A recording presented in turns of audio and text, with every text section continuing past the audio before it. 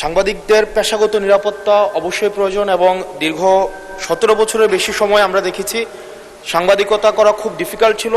সেই সময়েও ঠিক সেই সময়টিতেও অনেক পেশাদার সাংবাদিক তারা পেশাদারি দায়িত্ব পালন করে গিয়েছে।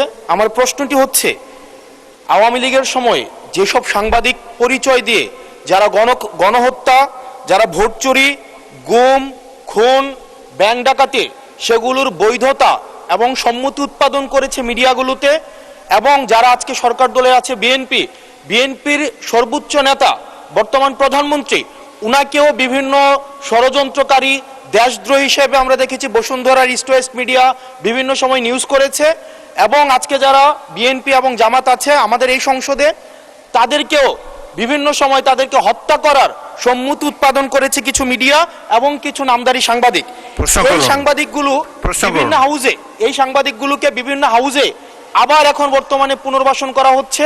এই জুলাইয়ের পরে এখন টিভি থেকে জুলাইয়ের পক্ষের যারা সাংবাদিক ছিল তাদেরকে বের করে দেওয়া হয়েছে, সময় টিভিকে দখল করা হয়েছে।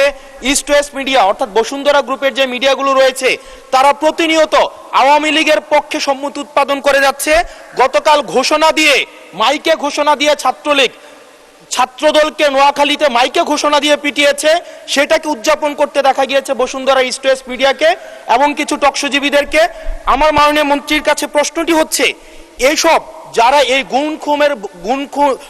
গুম খুনের বৈধতা উৎপাদন করেছে, ভোট চুরির বৈধতা উৎপাদন করেছে, গণতন্ত্রের পক্ষে যারা ছিল তাদেরকে হত্যাযোগ্য করে তোলা হয়েছে, এইসব সাংবাদিক, নামধারী সাংবাদিক এবং এই মিডিয়াদের বিপক্ষে বা কি ধরনের আইনি ব্যবস্থা নেওয়া হবে, আইনি ব্যবস্থা আদৌ নেওয়া হয়েছে কিনা, কেন তাদেরকে আবার পুনর্বাসন করা হচ্ছে, সেটির আইনগত কি ব্যাখ্যাটি কি, সেটি এই সংসদের সামনে উপস্থাপন করার জন্য অনুরোধ জানাচ্ছি। ধন্যবাদ।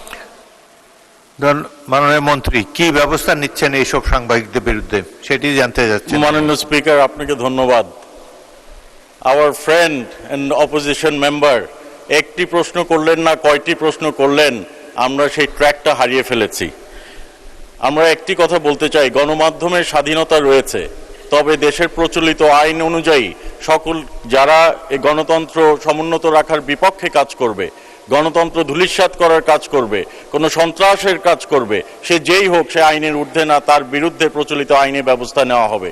সেটি যেই সাংবাদিক হোক, আর আমাদের পলিটিশিয়ান, বিজনেসম্যান, চাকরিজীবী আইনের ঊর্ধ্বে তো কেউই না।